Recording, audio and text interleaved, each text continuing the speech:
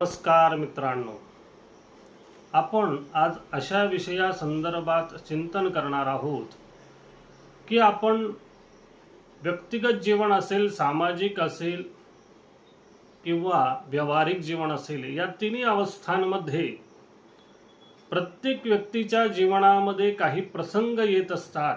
त्या प्रसंगानुरूप व्यक्तीचं वागणं असतं, बोलणं असतं. त्यानुसार अनेक प्रकारचे प्रसंग समोर उभे राहत असतात. परंतु जे प्रसंग उत्तम असतील तर काही वादविवादाचे प्रसंग असतात, वादविवाद होत असतो. त्या वादविवादांमध्ये महत्त्वाचं कारण जर आपल्याला माहिती करून घ्यायचं असेल, जाणून घ्यायचं असेल, तर ते एकच असतं. काही वाद हे आपल्या बोलण्यातून निर्माण होत असतात. आपलं बोलणं हेच वादाला कारण ठरत असतं किंवा आपली बोलण्याची पद्धत हीच वादाला कारणीभूत ठरत असते. ही गोष्ट कशी घडत जाते आणि वादाला कारण लागत नाही, विनाकारण वादही होत असतात. परंतु त्यातली सत्यता जर आपण तपासली तर आपल्याला एक लक्षात येईल की समोरच्याची बोलण्याची पद्धत, ही पद्धत जर चुकीची असेल तरच वाद निर्माण होतात आणि मग वादविवादाला सुरुवात होत असते. तर ती कशा प्रकारे होते आणि आपली बोलण्याची पद्धत कशी नसावी त्याविषयी आपण आज बोलणार आहोत. तर प्रासंगिक तार्किक वाक्य न सुचती, व्यर्थ विसंगत विवादापुरती. प्रासंगिक म्हणजे आपण जेव्हा एखाद्या व्यक्तिगत जीवनामध्ये, एखाद्या कार्यक्रमामध्ये, समारंभामध्ये व्यक्तींची भेट होत असते आणि त्यामध्ये प्रसंगानुरूप एक तार्किक वाक्य त्या व्यक्तीला सुचत नाही किंवा जे समूहात जे बोलणं सुरू असतं त्या समूहाच्या बोलण्याला अनुसरून किंवा प्रसंगाला जे तर्कशुद्ध वाक्य पाहिजे, जे प्रसंगाला अनुरूप असेल असं वाक्य ज्या व्यक्तीला सुचत नाही, परंतु त्या बोलण्यामध्ये, त्या चर्चेमध्ये मात्र सहभाग घ्यायचा आहे आणि लक्ष आपल्याकडे आकर्षितही करायचं आहे, पण वाक्य नेमकं प्रसंगानुरूप सुचतही नाही, अशी ज्या व्यक्तीची अवस्था असते, तर तो काय करतो, त्या समूह चर्चेमध्ये प्रसंगामध्ये एक व्यर्थ वाक्य उच्चार करतो, ज्या विषयाला प्रसंगाला अनुरूप नसतं.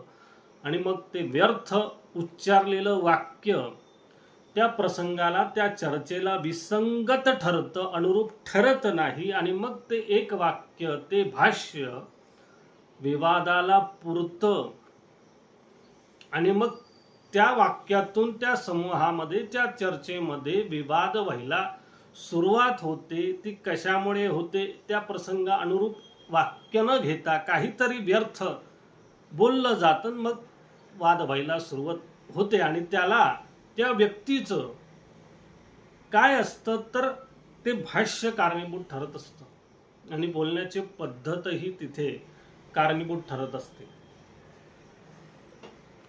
आणि मग ती समूह चर्चा असेल, व्यक्तिगत चर्चा असेल किंवा जे काही प्रसंगानुरूप सुरू आहे, ते वाक्य कसं असतं तर जो विषय त्या ठिकाणी सुरू आहे, जर चर्चा दोघा चौघांमध्ये चालू आहे, त्या विषयानुरूप या व्यक्तीला काहीही ज्ञान नसतं, पण मात्र सहभाग मात्र घ्यायचा असतो, तेव्हा ते वाक्य त्या विषयाला सोडून बोलतात. म्हणजे विषय एक सुरू आहे, परंतु सगळे सहभागी होऊन त्या विषयामध्ये विचार मंथन सुरू आहे, पण हा जो व्यक्ती आहे तो काय करतो तर काहीतरी व्यर्थ वाक्य ज्या विषयाला सोडून उच्चारतो आणि मग विषयाला सोडून जे बोललं जातं तिथे संवाद होत नाही, तिथेच वाद व्हायला सुरुवात होते.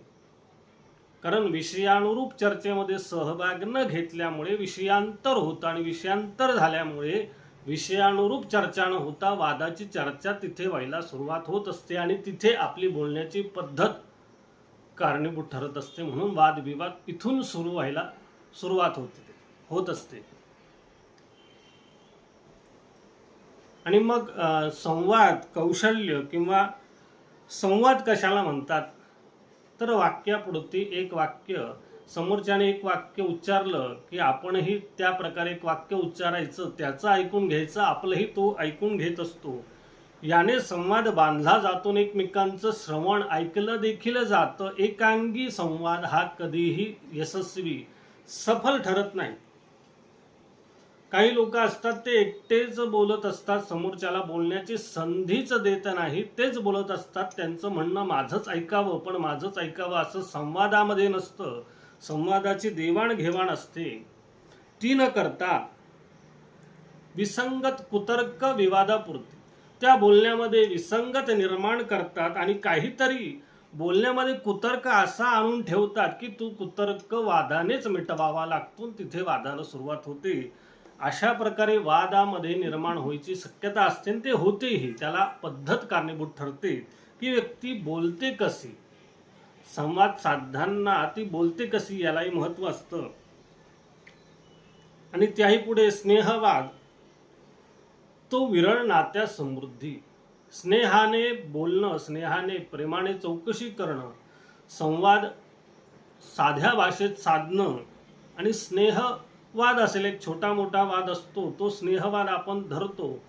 तो कुठलाही मर्मभेदी शब्दाचा उच्चार करून नसतो, तो स्नेहवाद म्हणून स्वीकारलाही जातो की बोलण्यामध्ये थोडंफार इकडे तिकडे होत असतं, तो नात्याला समृद्ध करतो. जे थोडंफार बोलणं व्यक्ती सहनही करते, पण कुतर्काने मर्मभेदी वाक्य हे विनाशाला कारणीभूत ठरतात. किंवा चर्चेमध्ये, समूहांमध्ये, आपल्या नातेसंबंधामध्ये काहीतरी एक स्नेहवाद असतो, तो छोटे मोठे वाद आपण स्वीकारतो, पण जेव्हा मर्मभेदी, मर्मावर बोट ठेवून जेव्हा बोललं जातं तेव्हा मात्र ते वाक्य नात्याला समृद्ध करत नाही, तर विनाश करणारं ते वाक्य ठरतं. म्हणून संवाद करताना मर्मभेदी शब्दाचा वापर, वाक्याचा उच्चार करू नये. त्यामुळे वादविवादाचे प्रसंग उभे राहतात. मग त्यापुढे न घडे सुसंवाद शब्द वाक्य सांभाळी. आपल्याकडून सुसंवाद घडत नाही, आपल्याला त्या प्रकारचं बोलणं जमत नाहीये, तर आपले शब्द वाक्य आपण सांभाळून उच्चारले पाहिजे. आपण काय बोलतोय याचा विचार करून बोललं पाहिजे. काय बोलतोय यावर आपलं लक्ष देखील पाहिजे. आणि ते न करता जर आपण बोलतच राहिलो तर मग काय होतं, तर ते नातं समृद्ध न होता ते नातं तिथेच संपतं. कारण बोलण्याची पद्धत आणि बोलणं ते सांभाळलं नाही की अनेक प्रकारचे नातेसंबंधामध्ये कटुता निर्माण होत असते. मग अशा वेळी काय करावे, तर त्या व्यक्तीचा सुसंवाद साधण्यासाठी तो अल्पज्ञ आहे, त्याला संवाद साधताच येत नाही.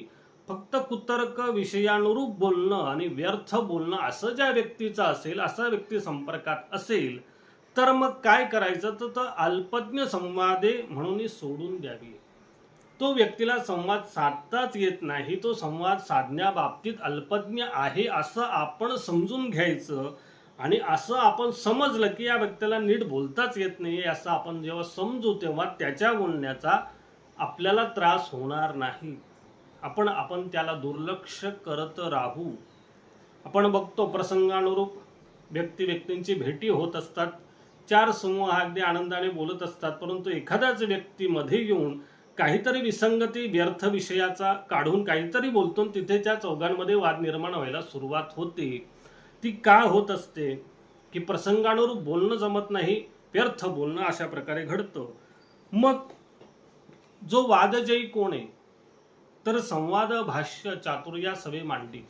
जो संवाद करत असताना आपलं बोलणं चातुर्याने मांडतो, त्याचीच वादजयी म्हणून ख्याती होत असते. चातुर्या सवे म्हणजे कसं, समूहाची जी चर्चा सुरू आहे, जे बोलता आहे त्याला अनुरूप, परंतु आपणही तिथे लक्ष केंद्रित आपल्याकडे यावं यासाठी त्या विषयाला एक अशा प्रकारची बाजू निर्माण करून देतो की ती सर्वांना लक्ष केंद्रित करते आणि मग तो विषय पुढे अगदी खोलापर्यंत नेऊ शकतो असा विचार मांडतो. तो चातुर्य सवे मांडी, तोच वादामध्ये विजयी प्राप्त होतो, विजयी होत असतो.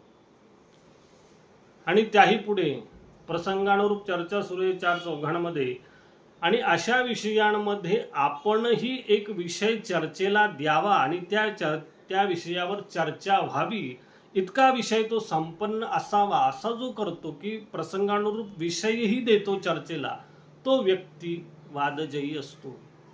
अशा प्रकारे बोलण्याची पद्धती वाद कशी निर्माण करते त्याविषयी आपण बोललो. मुद्दा असा आणि सारांश असा की विषयानुरूप तार्किक बोलणं सुचत नाही, व्यर्थ काहीतरी बोलणं, तेही बोलताना भाषा ही सौम्य नसणं, स्मित नसणं, स्नेहवाद नसतं हा विषय, आणि त्याही पुढे विषया सोडून बोलणं, तर्कशुद्ध भाष्य न करता विवादाला कुतर्क निर्माण करून मनमभेदी शब्दांचं उच्चारण करणं, अशा ज्या गोष्टी घडतात, असं जे बोलणं जातं तिथेच वाद निर्माण होतो आणि बोलण्याची पद्धत ही वादाला कारणीभूत ठरत असते. त्याविषयी आपण संवाद साधला.